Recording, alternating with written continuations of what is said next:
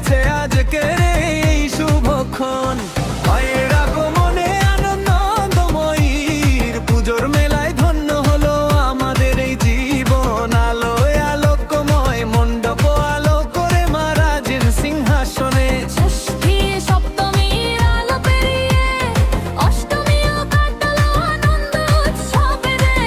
আমাদের বাড়ির পুজো তো শুধু নবমীর ভোরে মাস। নেই অভিন্ন স্বভাবে তবুও প্রতিটি ক্ষণ কেটে যায় উৎসবে। ভক্তির সে মন ভরে যায় অতি ঢাকের তালে।